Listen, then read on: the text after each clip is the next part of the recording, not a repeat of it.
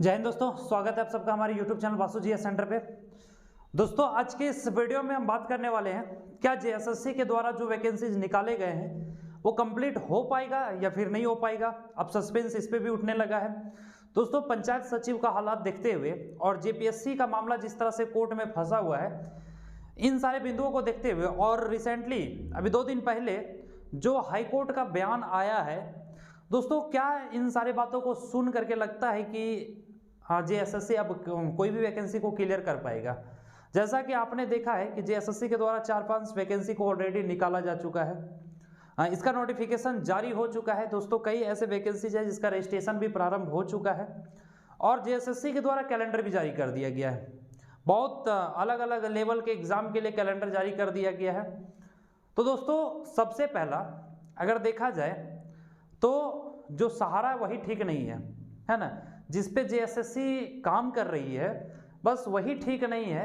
तो क्या इस पे उम्मीद किया जा सकता है कि क्या जेएसएससी के जो भी वैकेंसीज निकाले गए हैं ये कल रह करके क्या ठिकाना की कोर्ट नहीं पहुंचेगा, या फिर क्या गारंटी कि इस पे विरोध नहीं होगा। दोस्तों सबसे पहले हम बात करने चाहते हैं झारखंड सचिवालय पे। हालांकि झारखंड सचिवालय पे बात करने से पहले दोस्तों मैं आपको एक जानकारी दे देना चाहता हूँ। जैसा कि मैंने पहले ही वीडियो में बता दिया आपको, ऑन स्क्रीन मैंने आपको बताया था, नोटिस के जरिए आपको बताया था कि हाई कोर्ट ने अब सरकार से जवाब मांगा है। हालांकि आप जानते हैं कि जो नियुक्ति नियमावली है वो कई दिन से इसका मामला हाई कोर्ट में फंसा हुआ है और सरकार जो है वो समय पर समय बैक टू बैक डेट ले रही है। अब बैक टू बैक डेट ले रही है तो फाइनली जो 2 दिन पहले सुनवाई हुआ उसमें हाई कोर्ट ने सरकार को एकदम लथार दिया। हेमंत सोरेन का औकात दिखा दिया कि उसका औकात क्या है सो, और अंतिम मौका दिया गया है दोस्तों 8 फरवरी का शायद वो डेट दिया गया है। अगर सरकार 8 फरवरी तक सारा रिपोर्ट नहीं सबमिट करती है, अगर रिपोर्ट नहीं करती है कोर्ट को, तो फिर कोर्ट अपने हिसाब से वो फैसला लेगी। हालांकि इसके बीच में कोर्ट ये जरूर कहा है कि अगर आपका नियुक्ति नियमावली ही सही नहीं है तो आप फिर जो वैकेंसीज निकाले हैं, जिसका नोटिफिकेशन आपने दिया है, उसको पोस्टपोन क्यों नहीं कर देते, उस पर स्टे क्यों नहीं लगा देते अभी। लेकिन सरकार ने मतलब गिड़गिड़ाते हुए, भाई हेमंत चाचा का क्या मतलब समझ में नहीं आता है कि क्या ये करता है।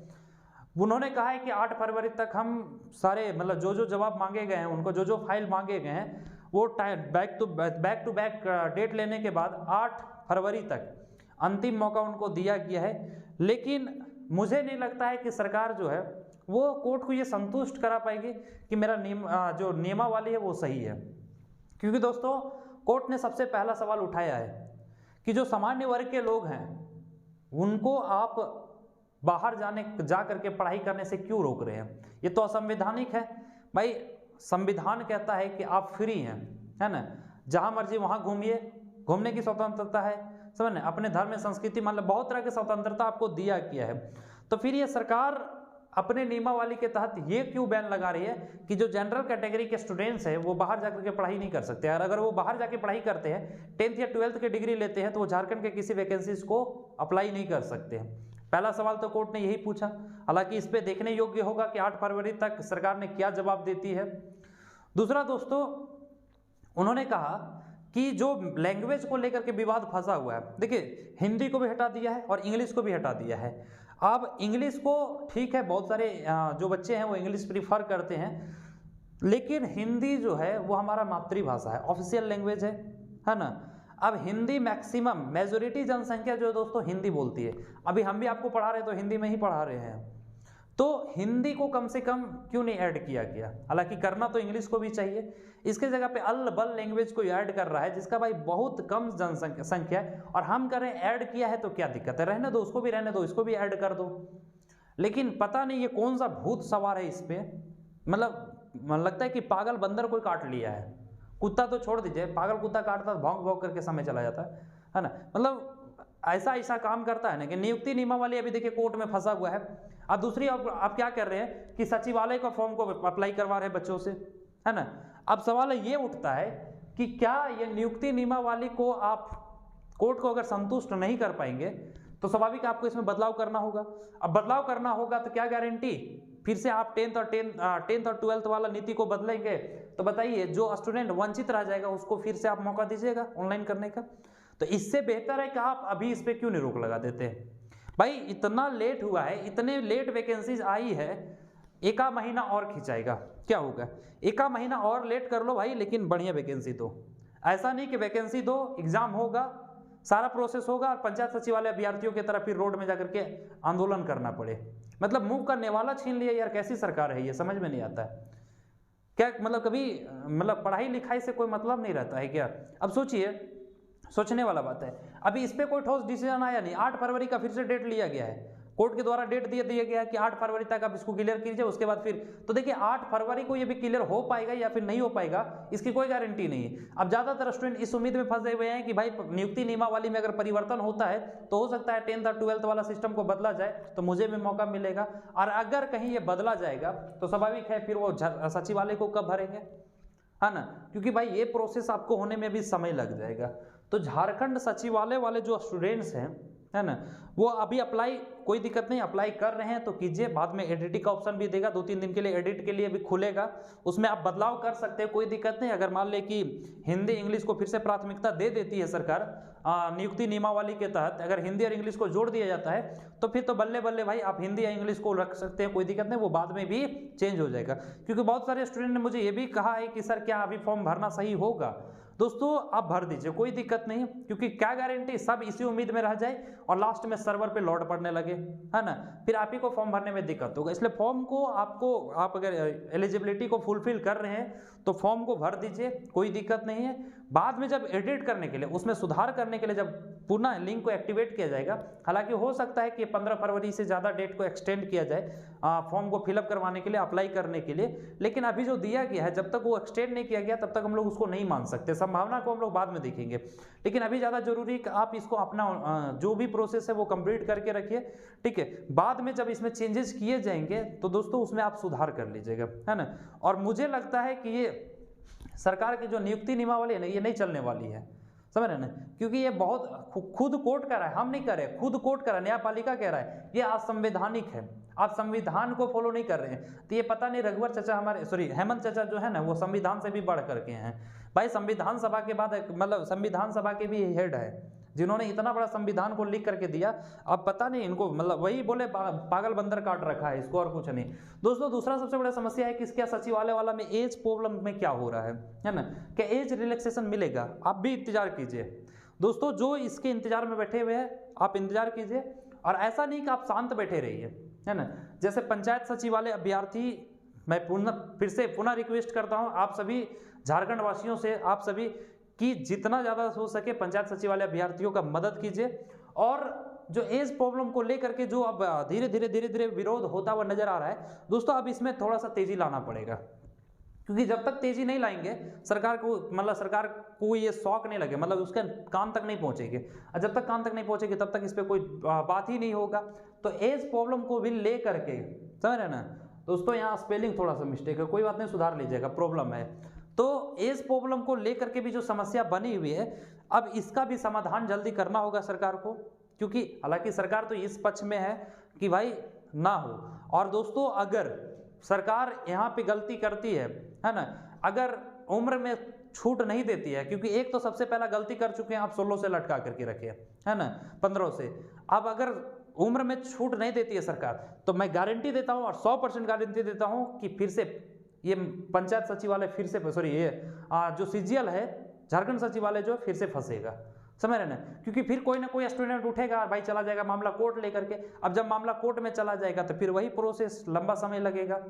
तो इन सारी चीज़ों से बचने के लिए हम सबसे, मतलब जितने भी सिस्टम में बैठे अधिकारी हैं, जेएसएससी के भी सभी अधिकारियों से मैं आग्रह करता हूँ, सरकार से भी निवेदन करता हूँ कि आप सबसे पहले आप अपने सिस्टम को ठीक कीजिए, नहीं तो ऐसे बच्चों को गुमराह मत किया कीजिए, क्योंकि बच्चे बहुत मेहनत, बहुत लगन से तैयारी करते हैं, एग्जाम को फाइट करते हैं, और एग्जाम क्लियर करने के बाद जब हाथ में ज्वाइनिंग लेटर आने रहता है तब पंचायत सचिव को आप रद्द कर देते हैं। क्या गारंटी कल रख के सचिवालय को भी रद्द कर दिया जाए इसी तरह से। तो दोस्तों सबसे पहला, है ना, और हमारे जो झारखंड के युवा हैं जो जेएसएससी के किसी भी एग्जाम का तैयारी कर रहे हैं, इनको लगता है ना कि ये यार पंचायत सचिव का मामला है, पंचायत सचिवालय अभ्यर्थी समझे, समझ रहे ना, इधर सचिवालय वाला मामला है तो सचिवालय का अभ्यर्थी समझे, झारखंड पुलिस वाला जब आएगा उस समय हम लोग देखेंगे, दरोगा वाला आएगा उस समय देखेंगे, वो समझ रहे ना, फॉरेस्ट गार्ड जब आएगा उस समय देखेंगे। तो दोस्तों मैं आपको बता देता हूँ, है ना, क्योंकि विभाग अलग अलग है, समझ रहे ना, अब अलग अलग है तो सरकार सबके साथ खिलवाड़ करेगी जब तक इसमें सिस्टम में सुधार नहीं होता है।